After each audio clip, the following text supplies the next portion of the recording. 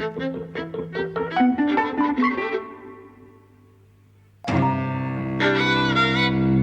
and welcome to Dropping at the Movies. I'm Mike. And I'm Jose. And today we're talking about Black Widow. Yes, the much anticipated Black Widow. The triumphant return of Marvel to cinemas is a film that fills in plot holes after Civil War.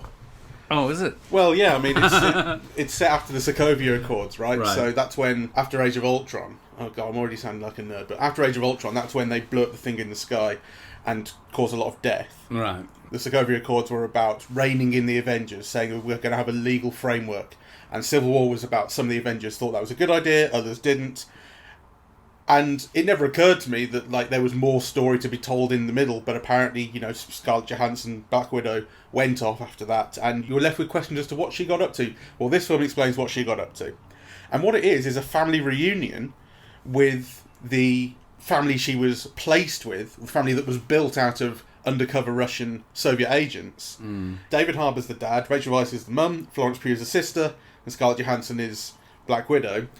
And they were an undercover Soviet family in the US. And what you see at the start of the film is them escaping, having completed their mission, and being sent to Soviet Russia.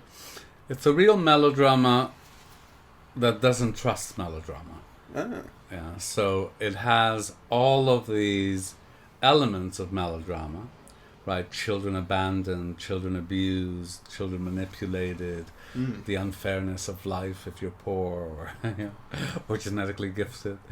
But it never, ever, ever attempts to move one to tears at the injustice of it all, right? So it has that same kind of offhand comic vein that you see in all the Marvel films. And I thought it was a pity, because I thought the film is so interesting. It's a very feminist film, obviously. And it's also about the family, right? And what is a family. Absolutely. And having two families and so on. And yet, it could have been very moving and gripping to an audience had the film chosen to go that way. But it's almost like it's scared to. It has so many elements that are already not usual in Marvel films that it kind of backtracks a little bit. What elements do you see as not being usual to Marvel films? Well, all of the feminist stuff, all the focusing on women. I mean, everything is focused on women. I thought initially that they wouldn't even have a male love interest, except then, of course, the David Harbour character, Captain Crimson, or whatever his name is. The Red Guardian. He's not a love interest. He's her sort of surrogate dad. Well, no, but it's a love interest for Rachel Weisz. Sure. Okay. I mean, towards the end it is, right? They were pretending to be a family, but then they sort of say, actually, there was more to it than just pretending. Yeah. So, but they're obviously into each other. Yeah. So, the film is very much about sisterhood. They're at the focus of it. I even think the film would have been better had it finished on that final embrace with the sisters, right? And not gone on to explain so much afterwards. That's one of the things that a plot-heavy series does, is it keeps trying to fill in everything, tie things up, add more things in. So, I do know what you mean. I didn't mind that so much, though. Well, I suppose I didn't mind it. I just thought it was a missed opportunity. Yeah, it would have been a little bit more fitting. Yeah, and more kind of poetic and powerful, right? You dissipate that when you begin to add this, and then there's this, and then there's this, and actually none of it is really quite satisfying. You're just adding more and more plot, The feminism thing that you say, that's something that Marvel hasn't kind of started doing before. That's been a recent development, right? The kind of common criticism of Marvel for a long time, and one that this film addresses, is that all of these characters have had their individual stories told, and some of them in 2 or 3 films, and Black Widow, as a main Avenger, never did. Yes. And now she gets her own film after she's dead in the main story. Yes. This is going back and filling in who she was and what she had, what things she got up to. I think it, to me, it's also a bit late for the Black Widow. I mean, so Marvel was very cowardly. I mean, they could have done this 10 years ago, and if they had done it 10 years ago, it might have been a little bit different, right? But instead we had Miss Marvel or Captain Marvel, and we had Wonder Woman 2 films, and and they all were incredibly popular. And also, what is that group one? Guardians of the Galaxy? Guardians of the Galaxy.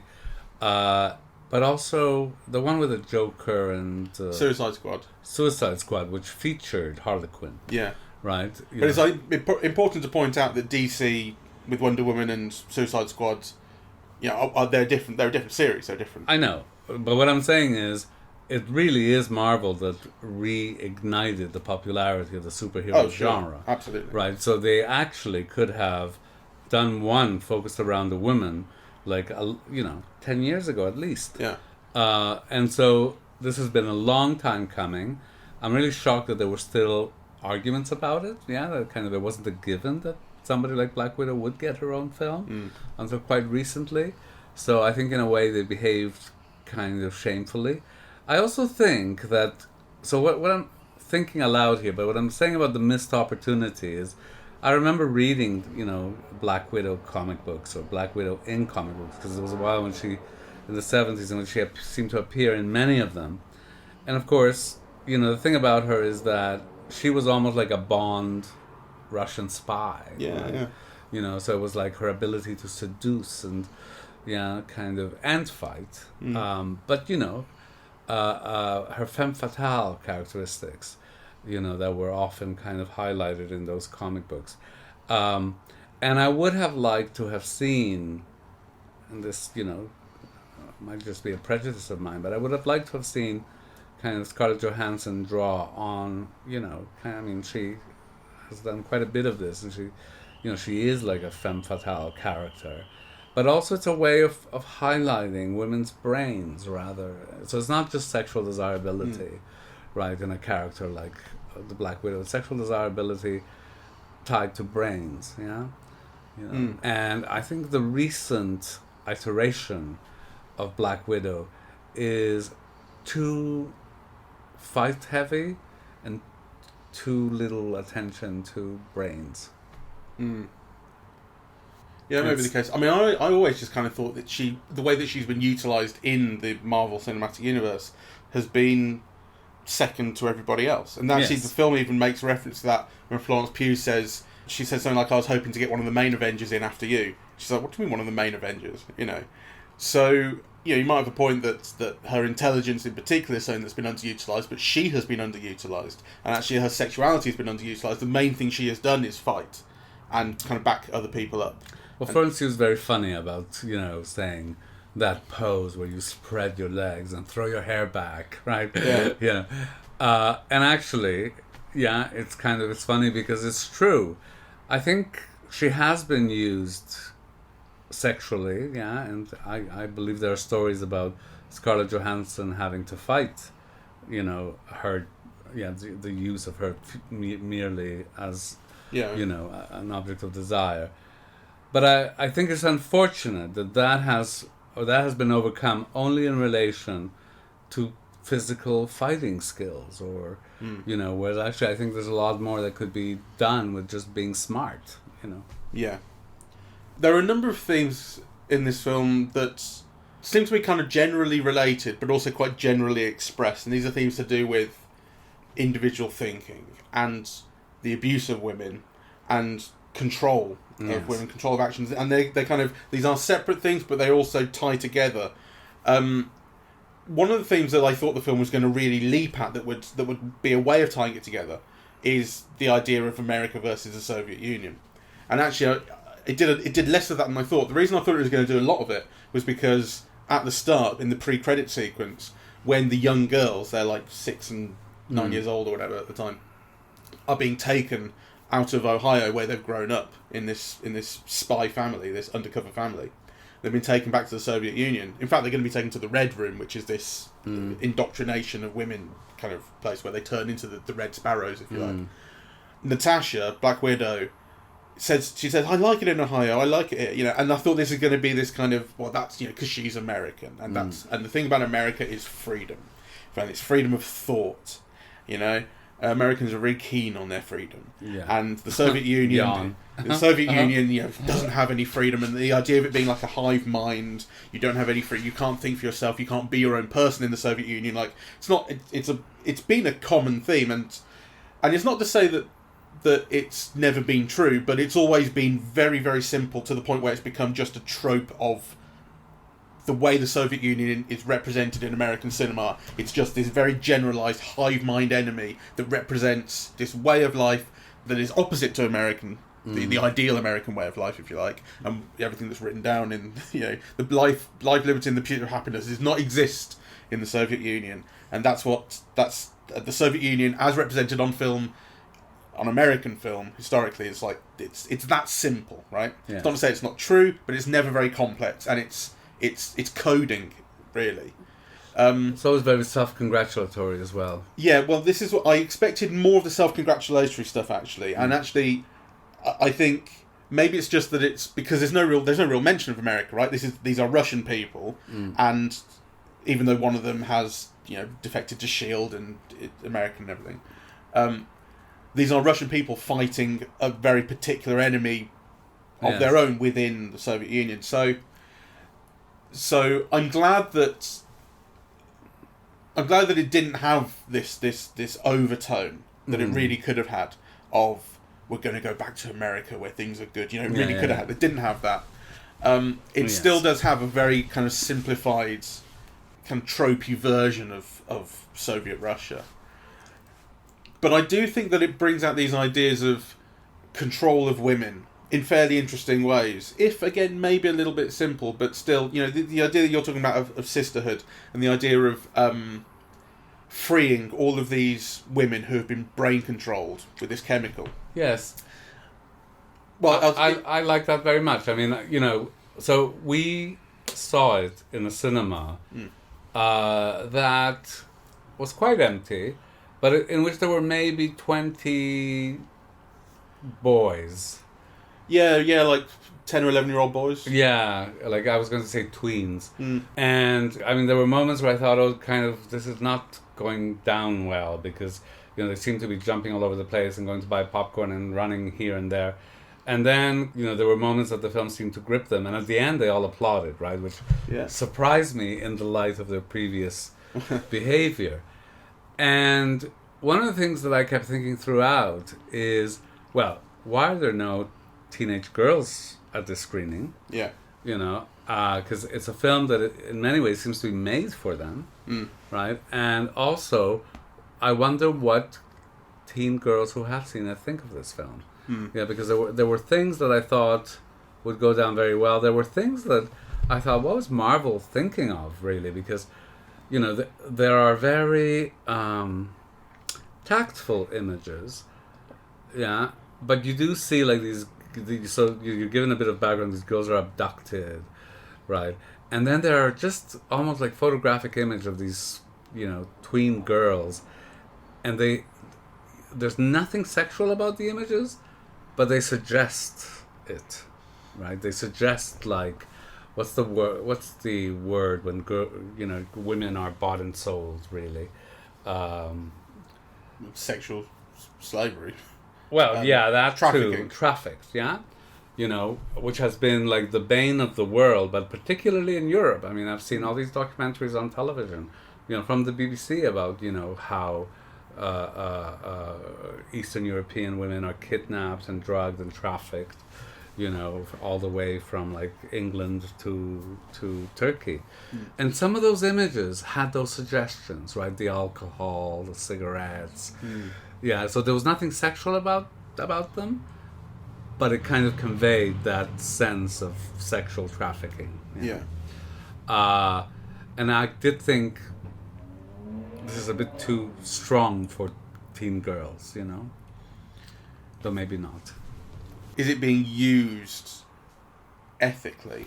I thought it was, because I do think the film almost deals with like every major feminist issue of the last 20 years. I mean, there's the thing about forced sterilization, which the film goes quite lengths about it. It posits the problem as being like an international one, so it's not about this culture or that culture. It's about patriarchy, right, and power. I thought that, I thought all of those things were really, in a way, quite amazing. That kind of, I liked seeing them.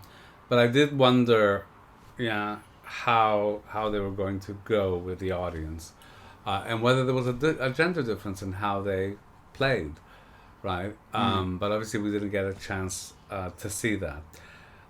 And as I said, I do think that I would have liked to have seen the film try to earn tears and not just laughs and thrills. Yeah, It tries to earn tears at the very end, but not with anything. What it tries to earn tears with is reunion of the family and the realization that I do have a family and that I love these people and so on.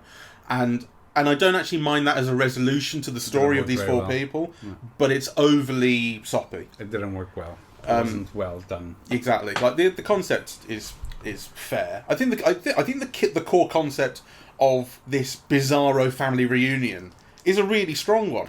Well, and it mostly works. It gets soppy at the end. That's where it falls apart for me. Well, I'm contradicting myself because on the one hand I'm saying the film should have gone further with that, and on the other hand I'm saying what it does do with that doesn't work very well. Yeah. But yet the whole film is set up around it. So it's not a contradiction. I think what you're saying is the film should have done it better. Yeah, exactly. It was right to pursue it because I think it's a good idea. Because actually, there are so many areas that the film is tropey, and in fact, the film refers to Bond at one point. Yes, like quite deliberately, she's watching a Bond film with is it Blofeld, whoever it is, some Russian guy. It is Blofeld. But it's doing its reference, and Bond is in this film. Bond is in Bournemouth. Bond is in all of these spy stories. So like you can't avoid it. The film is pointing that out to you, and so it has all these tropey elements. But the thing that is original to it that I don't think I've seen before is this idea of the family reunion. In fact, you've seen the family spy story. You've seen it in The Americans in the TV show, for instance. But the idea of them coming back and having this kind of dual relationship as people who grew up together. And also an action spy team. That's an interesting combination that I enjoyed, and I think it was a smart. And it's more daring than that because actually, none of them, unlike the Americans, none of them are biologically tied, right? So they're all distinct people. They all have a different background. The kids obviously had no idea that these weren't their real parents at some point. Right, or that they weren't biologically related to each other, right? So, the idea that a family like the Avengers, is also made on a more nuclear level, and that the attempts to make it actually leave a residue, an emotional residue that's important. All of that, I think, was really terrific, Yeah. And I enjoyed that very much. I want to say a couple of things about the cast, because I love Scarlett Johansson, and really, I think there are some shots where she's just so incredibly beautiful. I don't know who did the cinematography, but the film really treats its women well. So, I think all of them come across as incredibly beautiful, visually, the faces. Yeah? Though I think Rachel Weisz is betrayed a few times, and it's not just because she's older, right? Because actually, I love her. And I think there are some scenes where she's just incredibly beautiful. And then there are scenes where she's together with Scarlett Johansson, so she's filmed at an angle. And then you think, you can find a way of making them both look good, right?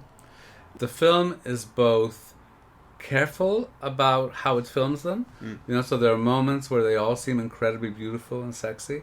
And also, it's not consistently careful, right? And that applies to all of them as well. So, for example, Florence Pugh has an oddly shaped face, right? So from some angles, she's incredibly beautiful. From other angles, she looks pudgy, right? And underdeveloped, right? Scarlett Johansson, the same thing. I mean, she's obviously beautiful and she's got this incredible body, but actually the film has chosen some angles where they make her seem short and squat, right? And she is like a kind of, an action figure. There are different ways, to have filmed her that don't do this to these stars, really. I don't think Florence Pugh's got an oddly shaped face. She's not the Elephant Man. I'm not saying... I'm saying that she's very beautiful in some sequences, but she does have an oddly shaped face. She's not somebody who can be photographed from any angle and look equally beautiful. No. She doesn't, right? And you can see it in the film. It didn't occur to me. I'll put it that way. It never occurred to me that... I thought she looked consistently great the way she was shot. All right. Okay, well, I didn't. I thought, that she looked incredibly beautiful in some sequences, right. And then there wasn't enough care in others. I had a few problems with... I think the film has a real problem with timing and parallel action. So the film will split up the characters and have them going off on their individual plot strands in these action sequences that then they cut between the four characters, except they don't do it. It doesn't do it consistently, and it doesn't.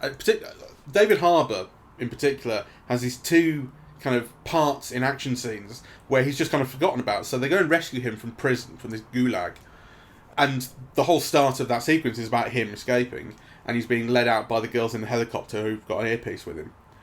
And then when they get outside and there's this kind of riot, the film just forgets about him.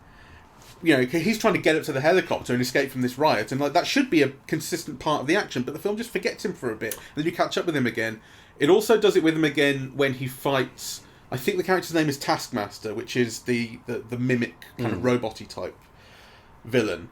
You know, you're introduced to them. They're going to have a fight.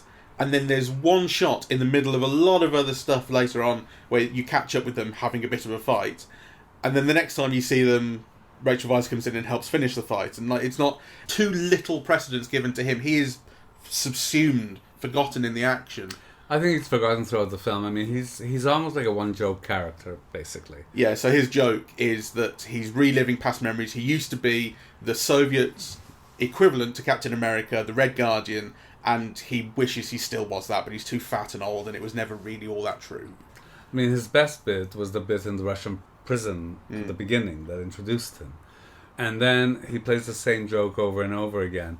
And it kind of doesn't work, or it doesn't sustain itself, right? Like, you know, I suppose it's the film's way of giving women precedence and priority, you know, but I think it could have done that and made the character more interesting. It could have made him evil still, right? Or an antagonist in this, and just made it all the more interesting. There was no reason why, you know, that didn't happen, really. The other thing that didn't work with him is because he's not just the one joke, he's mostly that one joke, but the other thing is his part in the relationship between him and his surrogate family.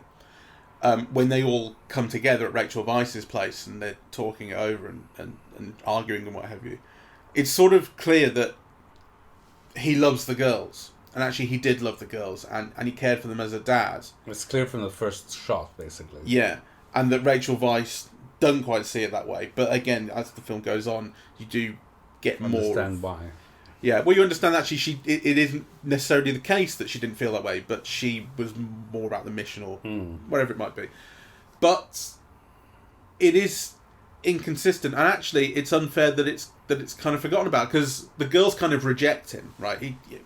I think fairly initially, you know, he says, "I loved you" and all this, and they feel terribly betrayed by everything that happened when they were used as kids, even though it wasn't necessarily him that was using them, you know. The explanation given wasn't very good. It was basically like, well, you know, it was the job and I had to return to it, or something stupid like that, right? Yeah. I mean, so the film is showing you him going to grab the doll, realizing that he's in danger by this gesture, and then not continuing it, right? Yeah. But the explanation that is given subsequently, it was not good. Well, I think the problem for me is that it starts off with this promising thing about the guy who did actually care for the girls and is trying to negotiate around convincing them of that and trying to work through what the relationship was and can be. That's interesting, but the film just kind of drops it to the point where at the end, when you've got Natasha walking off, having realised that she has these two families now, she has her surrogate Russian family and she has the Avengers, you feel like, but you had the opportunity to actually express that with him, because he's the one who really seems to believe it at points, and it just didn't. Yeah, and actually the film does give an explanation, because he returned to whatever the organization is called, only to be immediately put in jail for 30 years or whatever, right? So there was nothing he could do, right? But his feelings are made clear. So actually to not have some better interaction between all the characters around those issues is a problem. And actually, again, very significant. You know, those scenes in the house with the family bickering are the scenes where all the boys started running off for popcorn and they were bored out of their minds, and you could tell it wasn't working at all. Yeah, absolutely. And I thought, those things have real potential to be interesting and well written and so on. Actually, the problem I felt with those scenes was visual. I didn't think the film had much of a sense of how to organise the space visually and make it interesting. It just kind of sits around this table, then it separates them into a couple of different rooms, and there's just a lack of there's a lack of, I don't know, tone. I don't know what it is. I thought the action scenes lacked wit. Wit, to me, is the word, right? Because it is just big things exploding, or, you know, you're used to seeing this type of action sequence. There's nothing new about it. It's not particularly badly done, you know, but it's done without wit, right? Like, you know, there's nothing exciting or innovative or new about the way that Black Widow fights back, or, you know, something that she thinks of to defeat the machine, or, like, each of those things, it could have been like, you know, like in a dance, the step that you're not expecting, that kind of changes the thing. There was none of that, right? Like, it was very much by the book action, I thought. No, and I was also thinking about why Black Widow is boring and as a character, and I was thinking, actually, it's so normal for action heroes, superheroes, to be like pretty po-faced. You know, so I was thinking she has no banter, right? So when she's hanging out with Florence Pugh early on, and getting to know her again, I suppose, Florence Pugh, as you said, is taking the piss out of her. She's I loved her. And Scarlett Johansson, Black Widow, has no banter. She has no comeback. It's when she says, why'd you do this this pose, as you said, you're getting down on the ground and lifting your head up. Why'd you do this all the time? It's like you think people are watching you. And instead of coming back with a line, what she says is something like, I was trying to do good. And you're like, that's not banter. No. Boring. But then it made me realise, like, this isn't just a problem with Black Widow. Actually, every Marvel character, apart from Tony Stark, has no banter. And the reason that the Avengers films work when they get together is because what Tony Stark does is just walk around antagonising everybody. Yes. If he wasn't there to put a bit of life in, they wouldn't work the same. Well, though I don't know. I mean, I saw Ant-Man recently, and it is full of jokes. Oh yeah, Ant-Man's got a bit of that, they do have jokes. I mean, I'm not saying that, but actually, the main characters aren't the ones who bring it a lot of the time. It's the sidekicks and it's the villains. They're the ones who have fun.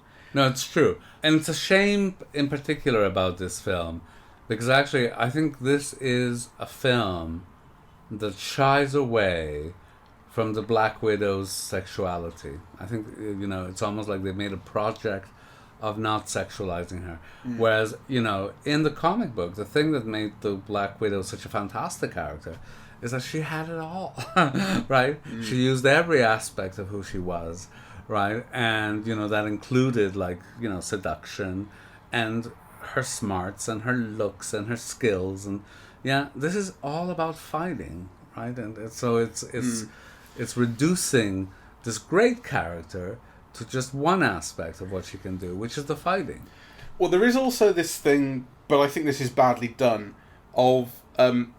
so Ray Winston's the big baddie who controls all these women and runs this project, this Red Room.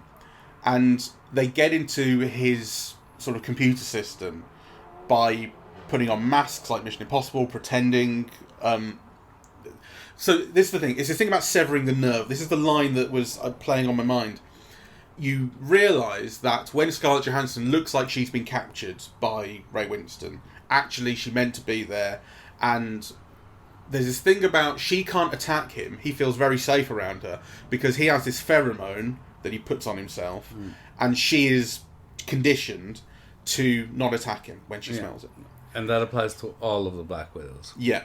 But then you see, as you cut back at one point in this kind of revelation, to Rachel Weisz and Scarlett Johansson planning the whole attack. They know this, and there's this thing about you have to sever the nerve, right? Sever the nerve that actually makes the olfactory system function in this way. If you can sever the nerve, so I was thinking, have they actually severed the nerve? Because I mean, literally, physically in her brain, because that line comes up when you see a close up of Scarlett Johansson's face with blood running out of her nose. So is that because they've actually done some surgery on her? Or is it because she's been beating in the face by Ray Winston just now? We find out the answer. Well, I'm not sure that we do. We do. Yeah, because it actually hasn't been severed, and then she's got to bang her own head to sever it. Well, yeah, but the thing is, then she says a line that's something like, "I have to finish it myself" or something, which is like could imply that they did try and do this and they didn't get it right. To me, that was all very unclear, actually. Well, because no, I thought, I mean, to me, it was clear because he'd hit her. She was taunting him to hit her, right? With the idea of severing that nerve, and then she has to do it herself. I guess that must be it. He didn't beat her up well enough. I think you must be right there, because but actually that still makes no sense, because how would you rely on being hit in the face by a Cockney? Like, that would sever this one particular nerve that you need. That's nonsense. So the point is, I think that was very badly explained and badly expressed, because I also thought that maybe sever the nerve could be metaphorical, like sever his connection to all these women that he controls. I thought that's what it could also mean. That's why I just think I thought that is really badly done. Whatever they were trying to do hasn't worked. I think that is true of the film as a whole, because, you know, that bit where she goes off to Iceland, right, and, you know, and they give you all this explanation, which, you know, normally is the basis for suspense, yeah? It sets up a horizon of expectation for the audience, right?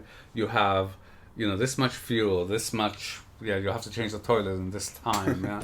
And then in, like, 1 second, everything changes, right? Yeah. And then she's driving her car, and then this thing comes out of nowhere, right? And I thought, yeah, like, kind of, you know, that's just not on, really, and it's not fair, and, like, you have the rug thrown from under you as an audience, and then all of these things kind of seemingly to come out of nowhere, right? So I thought that was all very, very poorly done. I'm not sure I agree with that. I mean, what you're saying about, or at least what I think you're saying about the film kind of setting up what is a more grounded spy story, like in the vein of the Bourne films, for instance, travelling across Europe, having multiple identities, you know, trying to get by the skin of your teeth in safe houses. That is what, like, ends at that point where the car explodes. You know, then you're just into more action, basically, and more sci-fi. That's true, but I'm just saying the film could have made more of that, right? Because, you know, she arrives in Iceland, and in 1 second she's out of Iceland because she's had the fight with this machine, and so on. I think so. Like the idea that the film is setting up what is going to be this particular type of film, and then doesn't do it, is a little bit disappointing, because I liked where it was going with that style and that tone. But I don't think it's unfair I don't think the car explosion is unfair. Well, I think what's unfair is that she's driving through that bridge, and then this thing appears out of nowhere and blows her out of the... But that's the point, it comes out of nowhere. It comes out of nowhere for her too. I don't find that unfair. Well, it's thrust upon her. She thought she was safe, and then a thing that you haven't seen, or maybe we'd seen it, but she certainly hasn't, which is this Taskmaster character. A new thing emerges. What am I going to do about this? Well, no, okay, you've convinced me, because it's true. It comes out of nowhere, and it comes out of nowhere for her. So, okay, fair enough. You know, we're making so many criticisms, and I'm trying to think, well, you know, kind of, I didn't have a bad time at it, so what are the good things about it? But I must say, I'm also having problems coming up with good things. I agree with that as well. You know, and I also wonder if it's something about Marvel in general, because at least for me, whenever a Mission Impossible film appears on television, I stop and watch it. Yeah. You know, whenever a Marvel film appears on television, I don't. You know, and usually it's the kind of thing I love. I love superhero films, and I love Marvel. You know, I grew up with the comic books. I love it. And yet there's something, and I found the films often quite satisfying. Yeah, kind of, you know, there are very few of the films that, well, actually, I don't think there's any film that I've said, ugh, it was terrible. You know, there were some that I liked more, some that I liked less. But I've liked them all. And yet there's something telling that I'm not willing to rewatch them, even if in sections, yeah? I know what you mean. I have rewatched them all, because I did do, it was a while ago, I think it may have been before the last, it might have been before Endgame. I watched them all in a big row, because I also hadn't seen the Thor films. And it was entertaining, and there were lots of bits that I liked and remembered and stuff, but there's very little that's truly grabbing. And it's funny that you mentioned Mission Impossible, because Mission Impossible 5 was on telly the other day, and I very rarely watch live TV. Basically, if I watch live TV, it's Sport or Taskmaster, which it happens to be the name of a great TV show that I watch that isn't the villain in this. I normally don't just have the telly on. You know, I'm watching something deliberately I've put on Netflix or a movie or what have you. And I just went on to Channel 4, and it was like half an hour into Mission Impossible 5. and I didn't expect to stick around, but I totally did. Yes. And it was a really great feeling as well, actually. Yes. Even though you also have to sit through the adverts because it's on commercial TV, you don't mind doing it. Yes, it grips you. I couldn't do that. I wouldn't have thought I would ever do that with a Marvel film. Well, it's very interesting the films that do and the films that don't. Yeah. You know, I mean, there was a period when Mr. and Mrs. Smith was showing all the time. Yeah. And every time I was showing, I'd watch a few minutes of it because actually I thought it was so clever and the action was so well done. Yeah. And the stars were so magnetic. Brad Pitt and Angelina, really. You know, they were so beautiful to look at. So it always stopped me. Yeah. And actually, again, it's one of those films that I'd enjoyed in the cinema, but I hadn't thought too much of. Mm. You know, but why do certain films kind of grab you like that and others don't? And the surprise is that a film that is meant to be a non-stop grab, like any of the Avengers films, doesn't really do it to me. Yeah, they actually do end up being kind of just your latest instalment of plot development. Yeah. And it seems hugely diminished on television as well. Mm. Yeah, I agree. Did you ever watch the Agents of S.H.I.E.L.D. TV show? I tried, yes. I did watch quite a lot of it, actually. Did yes. you? Was it alright then? I never watched it. It's completely forgettable. I mean, you know, though I noticed that one of the stars of that has reappeared in Captain America and the Winter Soldier. The blonde woman, Van something or other. Oh, I don't know. But this is the thing, there's nothing... I wonder if we're looking at the decline of Marvel now. Well, this is the thing, I started off by saying, you know, their triumphant return to the cinema is a film that fills in backstory, as opposed to a continuation of the story, as opposed to, you know, jumping in and getting a head start and moving forward.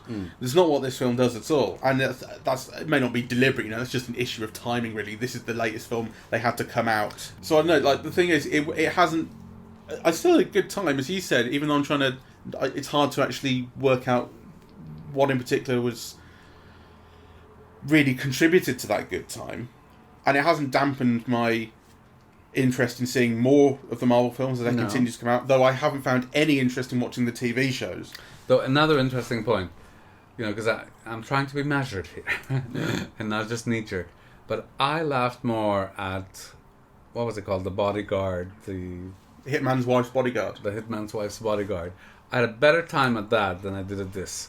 Even though, you know, this is the more expensive film, the one that seems more carefully thought through, the more politically, the one, you know, who is more in tune with my politics, you know, has more progressive politics and so on and so forth. But actually, I had a much better time at that, you know, with Salma and, you know. But I think, you know, the idea of it being more in tune with your politics, I'm not sure that The Hitman's Wife's Bodyguard isn't really. But the thing is, it's possible to be edgy or snarky or sarcastic and still have the right politics. The thing that Marvel is doing is being very po-faced about it. Yeah, and quite tokenistic actually as well. Yeah. So you're thinking about sisterhood because they have all these other girls who have been brainwashed who they managed to free. And when they show up at the end, they come back for them. The one who is given to introduce or speak for the group is a black woman. And and it does feel like it feels tokenistic, right? Sure. No other character in the film is black. Okay, the family can't be because they always had to be white because that's what made them a family. Yeah, it makes sense. But like the one opportunity that a different character has, they go, okay, well, she must be black, and it really it's like that bit in Endgame where all the women get their one moment to, you know, remember when they're like they're getting, is it the glove? Whatever fucking MacGuffin it was, they're running off with it, and it gets passed between all the female characters, and they get that shot where they all get to stand together, and you're like, oh, women are in this film too. They get a moment. There's quite a lot of that going on with Marvel and Disney, and a lot of it is ultimately welcome, but just badly executed with not a lot of intelligence or wit or creativity. No, I think that's right. So anyway, a pity. Yeah, like a pity, but still we had a good time. I could recommend it. You know, it's a nice time at the cinema. Yeah, it wasn't bad. Do you know what I mean? I know, but I think that's not good enough, really, because, you know, there are very, very few films that I get so bored at, or, you know, that I want to walk out of the cinema. Yeah. Oh, is that what you felt with this? Well, no, I didn't think it was like... I didn't think it was horrible. Yeah. But I just think it wasn't good either. Like, you know... of all of these films that I've seen recently, The Hitman's Wife's Bodyguard, the latest Fast and Furious, I actually would rank this lowest. Well, it's the one that I had the least good time at. Okay. Right? So in many ways, I think it's actually better than The Hitman's Wife's Bodyguard, right? Like, you know. But the other film felt freer, looser, you know. Freer is a good word. Like, I mean, ultimately, that's something that Disney does not have to it, is freedom. You know, which maybe brings us full circle to the whole question of what Americans love. It's something that Disney doesn't have. There is something regimented and controlled, and we have to. Everything seems like it's been done on a whiteboard to fit these demographics and these quadrants. And I think so, and the film really has that feeling. Yeah, I think so. So, I would just say that, you know, I do recommend that people see it. I think it's a film that I see will attract a lot of writing. It's Scarlett Johansson. She's terrific. It's got a terrific cast, I think. So there are many, many reasons to see it. I just wish it had been a bit better. And a bit earlier. I mean, it's like an overdue course correction. Yes. And it feels almost insulting considering that in the main storyline, Scarlett Johansson's character is dead. No. You know? Cold comfort, really. But there you go. Well, thank you very much for listening. We are eavesdropping at the movies, and we are on Apple Podcasts, Google Podcasts, Spotify, SoundCloud, and YouTube. Our social media is Facebook and Twitter at Eavesdrop Movies, and our website is eavesdroppingatthemovies.com. Bye bye. Bye bye.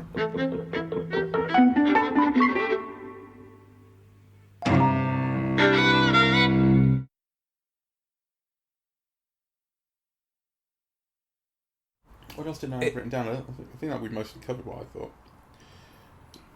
The opening credits, which you may not remember even, but they're quite trippy, and there's some. I mean, I thought, is it too much to refer to Russian montage in the way they're edited? And it might be, but still, I thought there's some really interesting use of visual design in these images, and the way because that's when you're really in the mode of these are Russian spies, and they live inside this kind of world of lies, you know. Well, it does a good job of conveying that tone early on. Yeah, I must say I didn't pay attention to that because, you know, the immediate thing after that was that reference to Bond, you know, and then I thought, okay, so this is the kind of world that the film wants to take us to, you know, which again didn't quite work, you know, because so you have. I think it was Blofeld, but you know you have this famous Bond villain with these two girls in a bikini, yeah, and so then the film takes off in that direction to a certain point, but it's the opposite of that direction in another way, right? Yeah. So even from the beginning, it's kind of confused. Well, the thing is, as I said to you, it's like I pointed out in the podcast that it's pointing out Bond as a point of reference, but I said to you in the cinema. It's like this thing of when films go, oh, that's not realistic. Yes. That's Bond. This is realistic. And of course, this is stupid too. Yeah, exactly. Yeah. You have Natasha Romanoff sitting there going, oh, Bond. Yeah. And it's like, but you live in Marvel.